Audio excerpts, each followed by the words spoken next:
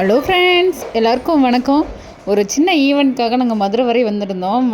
வந்தது காலையில் சரி டிஃபன் சாப்பிட்லாமே. எங்களுக்கு வேறு ஒரே ஆர்வக்கோளாறு. மதுரைன்னு ஒன்றே ஐயோ பன் பரோட்டா இருக்குன்னு சொல்லுவாங்க, அப்புறம் கறி தோசை, இந்த மாதிரி நிறைய விஷயம், ஜிகர்தண்டா இதெல்லாம் இருக்குன்னு ஒரு பிடி பிடிச்சிடலாம் அப்படின்னு நினச்சேன். காலையில் போனோம். நாங்கள் போன ஹோட்டலில் பொங்கல் மட்டும்தான் இருந்தது, இட்லி தோசை கூட இல்லை. சரி ஓகே, ஏன்னா நாங்கள் சாப்பிட்ட டைம் ஒரு 7:30 இருக்கும். அவ்வளோ நேரத்துக்கு எல்லாமே ரெடி ஆகும்னு சொல்ல முடியாது. பொங்கல் ரெடியாக இருந்தது, சுட சுட பொங்கல். சரி, நம்மளுக்கு பொங்கல்னால் ரொம்ப பிடிக்கும், ஓகே அப்படின்னு சொல்லிட்டு மார்னிங் டிஃபன் முடிச்சிட்டோம். அதுக்கப்புறம் ஈவெண்ட் முடிச்சுட்டு நம்ம ஊருக்கு கிளம்பி வரும்போது வழியிலே ஒரு பரோட்டா கடை பார்த்தோம். ஏற்கனவே பிளானிங் என்னென்னா, நம்ம போனால் கண்டிப்பாக மதுரை போனால் அந்த பன் பரோட்டா சாப்பிட்ணும், அடுத்து என்ன கறி தோசை சாப்பிட்ணும் அப்படின்னு தான் இப்போது அந்த மைண்ட் செட்டில் தான் நாங்கள் இருந்தோம். அதே மாதிரி பரோட்டா பார்க்கும்போதே ஒரே வேறு லெவலாக இருந்துச்சு. என்னடா இவ்வளோ குட்டி குட்டிஸாக இருந்துச்சு. நம்ம ஊர்லலாம் ஒரு பரோட்டான்னா ஒரு தோசை சைஸ் இருக்கும்ல, நம்மளால் ஒன்றே சாப்பிட முடியாது.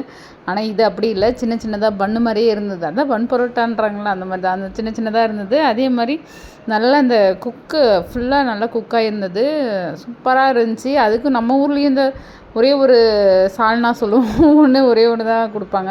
ஆனால் அங்கே 2 வெரைட்டி சால்னா கொடுத்தாங்க. அதுவே நல்லா, ரெண்டுமே நல்லா இருந்தது. நான் நினச்சேன் நம்ம ஊரில் தான் சாப்பாடு நல்லாயிருக்கும், வெளியில் போனால் கொஞ்சம் வித்தியாசமாக இருக்கும், நம்மளுக்கு டேஸ்ட் பிடிக்காதுன்னு நினச்சேன். ஆனால் கண்டிப்பாக மதுரையில் சாப்பாடு சூப்பராக இருந்துச்சுங்க, சொல்லியே ஆகணும். நிஜமாலுமே ரொம்ப அந்த சால்னா அந்த 2 கொடுத்தாங்கல்ல, செம்மையாக இருந்துச்சு, செம்ம டேஸ்ட்டாக இருந்துச்சு. அதுக்கப்புறம் அதுவே எங்களுக்கு போதுமானதாக இருந்துச்சு. இருந்தாலும் அந்த தோசையை விடக்கூடாது அப்படின்னு சொல்லிட்டு நான் சிக்கன் தோசை 1, காடை தோசை 1 சொல்லியிருந்தேன், கறி தோசை. ரொம்ப சூப்பராக இருந்துச்சு ஃப்ரெண்ட்ஸ். டேஸ்ட் வைஸும் ஓகே. அந்த மாவெல்லாம் சில இடத்துலலாம் நம்ம தோசை சாப்பிட்டோன்னா அந்த கறி தோசைன்னும் போது உள்ளே இருக்கிற மாவெல்லாம் வேகாது, அது அப்படியே இருக்கும், நம்மளால் சாப்பிட முடியாது. ஆனால் இதில் நல்லா குக்காக இருந்துச்சு, அந்த மாவெல்லாம் ஃபுல்லாக வெந்திருந்தது. நிஜமாலுமே சூப்பராக இருந்துச்சு ஃப்ரெண்ட்ஸ். இன்னும் நிறைய நான்வெஜ் இருந்துச்சு, எங்களால் அதுக்கு மேலே சாப்பிட முடியல. அதுவும் போல் அந்த போகும்போது நம்ம எதிர்பார்த்து போகும்போது அந்த விஷயம் கிடைக்கும்போது அவ்வளோ ஹாப்பியாக இருக்கும்ல, அந்த மாதிரி தான் இருந்துச்சு எங்களுக்கு. என்ன ஒன்றே ஒன்று மிஸ் பண்ண மாதிரி இருந்தது.